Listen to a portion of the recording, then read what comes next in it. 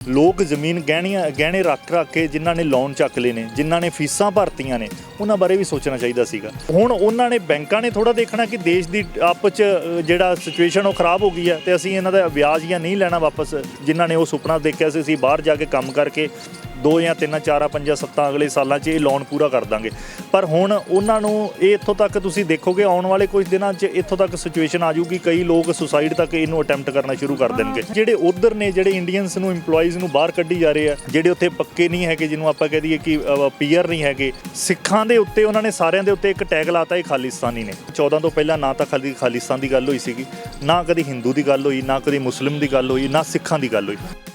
Canada ਤੇ ਭਾਰਤ ਦੇ ਸੰਬੰਧਾਂ ਨੂੰ ਲੈ ਕੇ ਹਰ ਪਾਸੇ ਚਰਚਾ ਜਾਰੀ ਹੈ। ਭਾਰਤ ਨੇ ਅੱਜ ਨਵਾਂ ਫੈਸਲਾ ਕਰ ਲਿਆ ਕਿ ਜਿਹੜੇ ਵੀ ਵਸਿੰਦੇ ਭਾਰਤੀ ਕੈਨੇਡਾ ਬੈਠੇ ਨੇ ਉਹਨਾਂ ਨੂੰ ਵੀਜ਼ਾ ਜਾਰੀ ਨਹੀਂ ਕੀਤਾ ਜਾਏਗਾ। ਹੁਣ ਚਰਚਾ ਇਹ ਚੱਲ ਪਈ ਆ ਕਿ ਬਹੁਤੀ ਮਾਰ ਪੰਜਾਬੀਆਂ ਤੇ ਪੈਣੀ ਹੈ, ਕਿਉਂਕਿ ਪੰਜਾਬੀ ਲੋਕ ਵੱਡੀ ਗਿਣਤੀ 'ਚ ਕੈਨੇਡਾ ਬੈਠੇ ਨੇ, ਜਿਨ੍ਹਾਂ ਨੇ ਇੱਥੇ ਆ ਕੇ ਕੋਈ ਆਪਣਾ ਕਾਰੋਬਾਰ ਦੇਖਣਾ ਜਾਂ ਫਿਰ ਕੋਈ ਵਿਆਹ ਸ਼ਾਦੀ ਦੇ ਪ੍ਰੋਗਰਾਮ 'ਚ ਆਉਣਾ, ਉਹਨਾਂ ਨੂੰ ਜ਼ਰੂਰ ਦਿੱਕਤਾਂ ਆਉਣਗੀਆਂ। ਅਤੇ ਇਹ ਵੀ ਲੱਗਦਾ ਹੈ ਕਿ ਜਿਹੜਾ ਭਾਰਤ ਸਰਕਾਰ ਹੈ ਉਹ ਥੋੜ੍ਹਾ ਸਖਤੀ ਵੱਲ ਜ਼ਿਆਦਾ ਤੁਰ ਪਈ ਹੈ, ਜਦ ਕਿ ਜੇਕਰ ਕੈਨੇਡਾ ਦੇ PM ਨੇ ਕਿਹਾ ਕਿ ਜੋ ਨਿੱਜਰ ਦਾ ਕਤਲ ਕੀਤਾ ਗਿਆ ਉਹਦਾ ਭਾਰਤ ਦਾ ਹੱਥ ਆ, ਤਾਂ ਭਾਰਤ ਨੂੰ ਕਹਿਣਾ ਚਾਹੀਦਾ ਕਿ ਜਾਂਚ ਤੁਸੀਂ ਕਰੋ ਅਤੇ ਪ੍ਰੂਫ ਦਿਓ, ਉਸ ਤੋਂ ਬਾਅਦ ਜਵਾਬ ਦੇਣਾ ਚਾਹੀਦਾ ਸੀ। ਉਸ ਤੋਂ ਪਹਿਲਾਂ ਹੀ ਭਾਰਤ ਜੋ ਸਖਤ ਫੈਸਲੇ ਕਰਦਾ ਉਹਦਾ ਹਰ ਪਾਸੇ ਵਿਰੋਧ ਆ। ਮੇਰੇ ਨਾਲ ਨੇ ਐਡਵੋਕੇਟ ਗੁਰਸ਼ਰਨ ਸਿੰਘ, ਇਹਨਾਂ ਨਾਲ ਗੱਲ ਕਰਦੇ ਹਾਂ ਕਿ ਵਕੀਲ ਭਾਈਚਾਰਾ ਕੀ ਸੋਚਦਾ ਇਸ ਗੱਲ ਨੂੰ ਲੈ ਕੇ। ਵਕੀਲ ਸਾਹਿਬ ਸਵਾਗਤ ਹੈ ਤੁਹਾਡਾ। ਬਹੁਤ ਬਹੁਤ ਧੰਨਵਾਦ।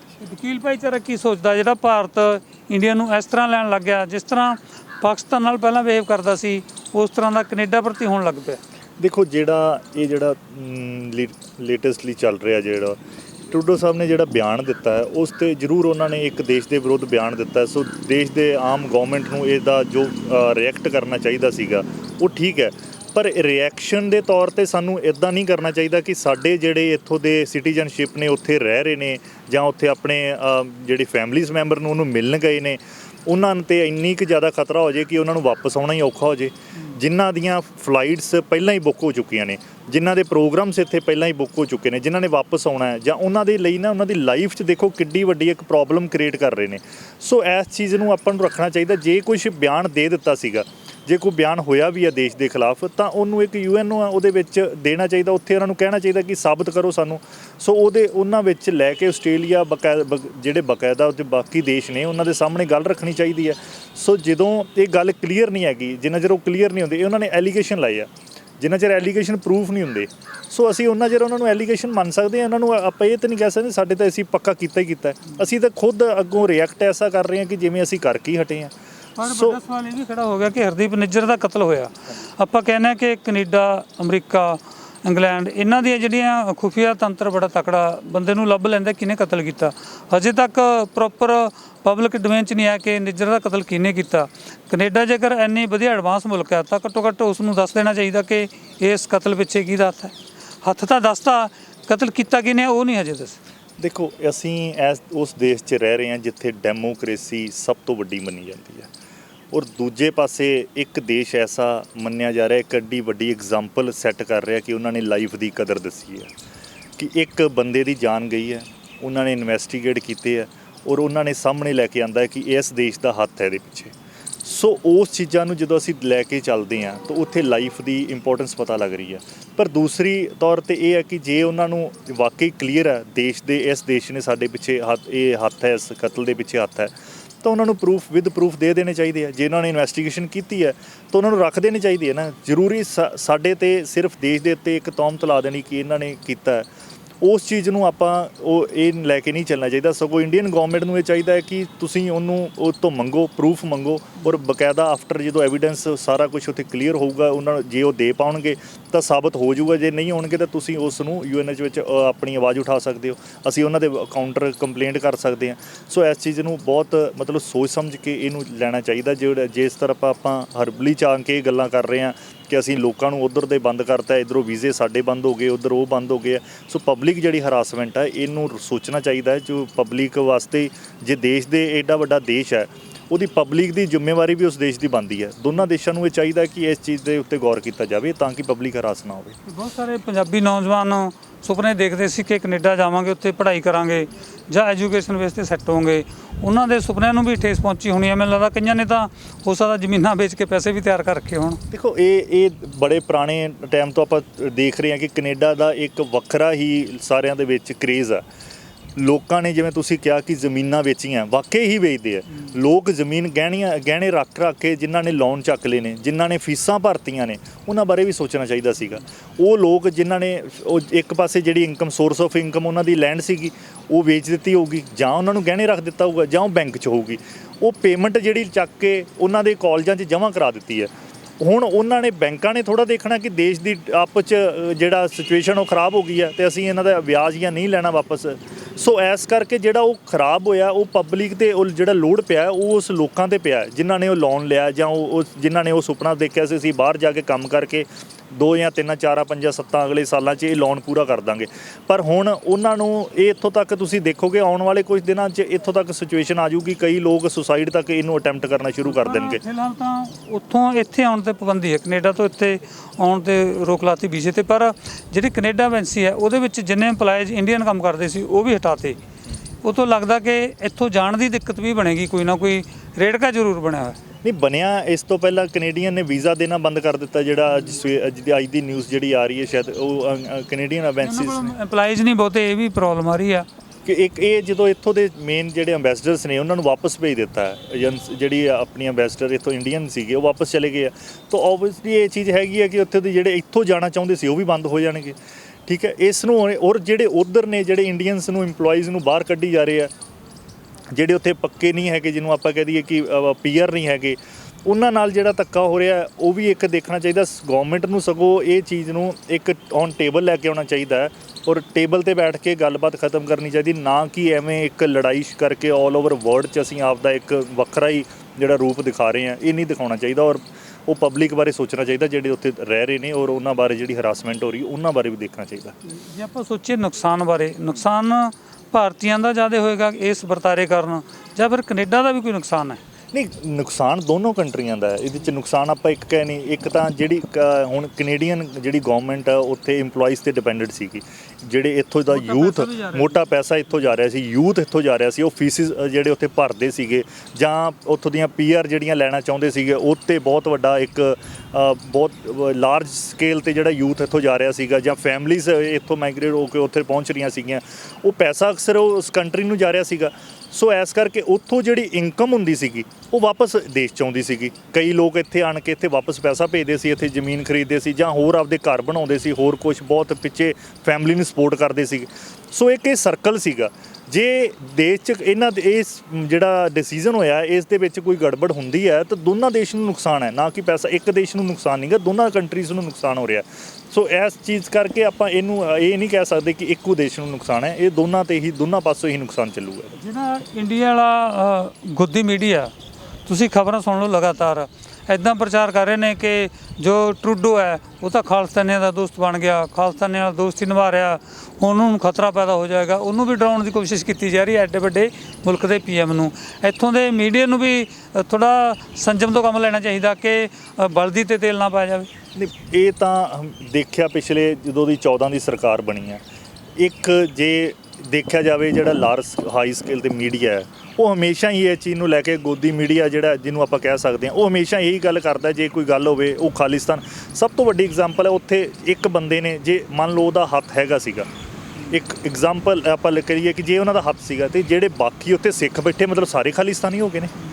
ਇੰਨੇ ਲਾਰਜ ਸਕੇਲ ਉਹਨਾਂ ਨੇ, ਕੱਲ੍ਹ ਮੈਂ ਉੱਥੇ ਦੇਖ ਰਿਹਾ ਸੀਗਾ 2% ਕਹਿੰਦੇ ਕਿ ਉਹਨਾਂ ਦੀ ਆਲ ਓਵਰ ਪਾਪੂਲੇਸ਼ਨ ਦੇ ਵਿੱਚ ਇੰਡੀਅਨ ਨੇ, ਜਿਹੜੇ ਸਿੱਖ ਨੇ। ਸਿੱਖਾਂ ਦੇ ਉੱਤੇ ਉਹਨਾਂ ਨੇ ਸਾਰਿਆਂ ਦੇ ਉੱਤੇ ਇੱਕ ਟੈਗ ਲਾਤਾ ਇਹ ਖਾਲਿਸਤਾਨੀ ਨੇ, ਕਿ ਸਾਰੇ ਜਿਹੜੇ ਹਿੰਦੁਸਤਾਨ 'ਚ ਰਹਿੰਦੇ ਉਹ ਵੀ ਖਾਲਿਸਤਾਨੀ ਹੋ ਗਏ ਔਰ ਜਿਹੜੇ ਬਾਹਰ ਰਹਿੰਦੇ ਉਹ ਵੀ ਖਾਲਿਸਤਾਨੀ। ਇੱਕ ਪਾਸੇ ਤੁਸੀਂ ਸਾਡੇ ਨਾਲ ਇਹ ਕਹਿ ਰਹੇ ਹੋ ਕਿ ਇਸੇ ਦੇਸ਼ ਦੇ ਤੁਸੀਂ ਨਿਵਾਸੀ ਹੋ, ਤੁਸੀਂ ਇੱਥੇ ਦੇਸ਼ ਦੇ ਰਹਿ, ਤੁਹਾਡੇ ਰਾਈਟਸ ਨੇ, ਤੁਹਾਡੇ ਸਾਰਾ ਕੁਛ, ਔਰ ਦੂਸਰੇ ਸੈਕਿੰਡ ਦੇ ਤੁਹਾਡਾ ਮੀਡੀਆ 1 ਸੈਕਿੰਡ ਨਹੀਂ ਲਾਉਂਦਾ, ਤੁਸੀਂ ਉਹ 'ਤੇ ਬਿਆਨ ਵੀ ਨਹੀਂ ਲਵਾਉਂਦੇ ਕਿ ਜਿਹੜੇ ਦੇਸ਼ ਦੇ ਨਾਗਰਿਕ ਨੇ ਉਹਨਾਂ ਨੂੰ ਦੇਸ਼ ਦੇ ਨਾਗਰਿਕ ਬਣੇ ਰਹਿਣ ਦਿਓ। ਤੁਸੀਂ ਉਹਨਾਂ 'ਤੇ ਇੱਕ ਵੱਖਰਾ ਟੈਗ ਲਾ ਰਹੇ ਹੋ ਕਿ ਇਹ ਖਾਲਿਸਤਾਨੀ ਨੇ। ਦੱਸੋ, ਜਦੋਂ ਇਹ ਚੀਜ਼ਾਂ, ਜਦੋਂ ਇੱਕ ਬੰਦੇ ਦੇ ਆਮ ਪਬਲਿਕ ਦੇ ਉੱਤੇ ਖਾਲਿਸਤਾਨ ਦਾ ਟੈਗ ਲੱਗੂਗਾ, ਉੱਥੇ ਵੀ ਤਾਂ ਮੀਡੀਆ ਜਿਹੜਾ ਲੋਕ ਹੈਗੇ ਨੇ ਉਹ ਰਿਐਕਟ ਨਾ ਕਰਨਗੇ। ਜਿਹੜੇ ਆਮ ਪਬਲਿਕ ਉੱਥੇ ਰਹਿ ਰਹੀ ਉਹਨਾਂ ਦੇ ਰਿਐਕਸ਼ਨ ਹੋਊਗਾ, ਕੋਈ ਰਿਐਕਟ ਕਰਨਗੇ, ਉਹਦਾ ਫਿਰ ਅੱਗੋਂ ਰੀਰਿਐਕਟ ਜਦੋਂ ਅੱਗੋਂ ਦਿੱਤਾ ਜਾਊਗਾ, ਜਵਾਬ ਦਿੰਦੇ ਆ ਤਾਂ ਉਹ ਇੱਕ ਵੱਡੀ ਲੜਾਈ ਜਾਂ ਕੋਈ ਝਗੜਿਆਂ ਦੀ ਰੂਪ ਲੈ ਲੈਂਦੇ ਆ। ਸੋ ਇਹਨਾਂ ਚੀਜ਼ਾਂ ਨੂੰ ਲੈ ਕੇ ਸਾਨੂੰ ਸਰਕਾਰਾਂ ਨੂੰ ਔਰ ਸਭ ਤੋਂ ਪਹਿਲਾਂ ਜਿਹੜੀ ਗਵਰਨਮੈਂਟ ਹੈ ਉਹਨੂੰ ਇਹ ਚਾਹੀਦਾ ਮੀਡੀਆ 'ਤੇ ਰੋਕ ਲਾਉਣੀ ਚਾਹੀਦੀ ਹੈ, ਉਹਨਾਂ ਨੂੰ 'ਤੇ ਥੋੜ੍ਹੀਆਂ ਸਖਤੀ ਅਪਣਾਉਣੀ ਚਾਹੀਦੀ ਆ ਤਾਂ ਕਿ ਉਹ ਇੱਕ ਜਿਹੜੀ ਨਿਊਜ਼ ਆ ਸਹੀ ਨਿਊਜ਼ ਲੋਕਾਂ ਤੱਕ ਕਨਵੇ ਕਰ ਸਕਣ, ਨਾ ਕਿ ਇਹ ਚੀਜ਼ ਹੋਵੇ ਕਿ ਜਿਹੜਾ ਉੱਥੇ ਇੱਕ ਆਪਾਂ ਕਹਿ ਦਈਏ ਕਿ ਇੱਕ ਇਮੇਜ ਸੈੱਟ ਕਰ ਦਿੱਤੀ ਜਾਵੇ ਕਿ ਜਿਹਨੇ ਪੱਗ ਬੰਨੀ ਆ ਉਹ ਖਾਲਿਸਤਾਨੀ ਹੀ ਹੋਊਗਾ, ਉਹ ਖਾਲਿਸਤਾਨ ਦੀ ਹੀ ਗੱਲ ਕਰਦਾ। ਸੋ ਇਸ ਚੀਜ਼ ਨੂੰ ਗਵਰਨਮੈਂਟ ਨੂੰ ਥੋੜ੍ਹਾ ਜਿਹਾ ਧਿਆਨ ਨਾਲ ਰੱਖਣਾ ਚਾਹੀਦਾ ਔਰ ਮੀਡੀਆ ਨੂੰ ਵੀ ਆਪਦਾ ਜੋ ਸਟੈਪ ਹੈ ਉਹਨੂੰ ਸਾਰੀ ਜੋ 4th ਪਿਲਰ ਇਹਨੂੰ ਕਹਿੰਦੇ ਆ, ਸੋ ਇਸ ਕਰਕੇ ਇਹਨੂੰ ਥੋੜ੍ਹਾ ਸੋਚ ਸਮਝ ਕੇ ਬਿਆਨ ਦੇਣੇ ਚਾਹੀਦੇ। ਖਾਲਿਸਤਾਨ ਨੂੰ ਵੀ ਮੈਨੂੰ ਲੱਗਦਾ ਉਸ ਨਜ਼ਰੀਏ ਤੋਂ ਵੇਖਣਾ ਚਾਹੀਦਾ, ਜੇਕਰ ਇੱਥੇ ਕੋਈ ਹਥਿਆਰਬੰਦ ਮੂਵਮੈਂਟ ਚੱਲ ਰਹੀ ਹੈ, ਜੇਕਰ ਕਿਸੇ ਇੱਕ ਫਿਰਕੇ ਖਿਲਾਫ ਖਾਲਿਸਤਾਨੀ ਪ੍ਰਚਾਰ ਕਰਦੇ ਨੇ, ਜਦ ਕਿ ਜਿਹੜੇ ਪ੍ਰਚਾਰ ਕਰਦੇ ਨੇ ਉਹਨਾਂ ਨੂੰ ਕੁਝ ਕਿਹਾ ਨਹੀਂ ਜਾ ਰਿਹਾ, ਜੋ ਵੰਡੀਆਂ ਪਾਉਂਦੇ ਨੇ, ਇਹ ਵਾਧੂ ਦਾ ਸਿੱਖਾਂ ਨੂੰ ਪ੍ਰਚਾਰ ਜੋ ਬਦਨਾਮ ਕਰਨ ਦੀ ਕੋਸ਼ਿਸ਼ ਹੈ, ਇਹਦਾ ਫਿਰ ਤੁਹਾਨੂੰ ਹੱਲ ਕੀ ਨਜ਼ਰ ਆਉਂਦਾ ਸਾਰੇ ਕਸ ਦਾ? ਦੇਖੋ, ਜਿਹੜਾ ਆਪਾਂ ਕਹੀਏ ਜਿਵੇਂ ਹੁਣ ਜਿਹੜਾ ਖਾਲਿਸਤਾਨ ਦਾ ਦੌਰ ਆ ਉਹ ਇੱਕ ਦੌਰ ਚੱਲਦਾ ਸੀਗਾ, ਪਹਿਲਾਂ ਲੋਕਾਂ ਨੇ ਡਿਮਾਂਡ ਕੀਤੀ, ਉਸ ਤੋਂ ਬਾਅਦ ਉਹ ਚੁੱਕਦੇ ਗਏ। 14 ਤੋਂ ਪਹਿਲਾਂ ਮੈਨੂੰ ਇਹ ਚੀਜ਼ ਦੇਖੀ ਜਾਵੇ ਕਿ 14 ਤੋਂ ਪਹਿਲਾਂ ਨਾ ਤਾਂ ਖਾਲਿਸਤਾਨ ਦੀ ਗੱਲ ਹੋਈ ਸੀਗੀ, ਨਾ ਕਦੀ ਹਿੰਦੂ ਦੀ ਗੱਲ ਹੋਈ, ਨਾ ਕਦੀ ਮੁਸਲਿਮ ਦੀ ਗੱਲ ਹੋਈ, ਨਾ ਸਿੱਖਾਂ ਦੀ ਗੱਲ ਹੋਈ।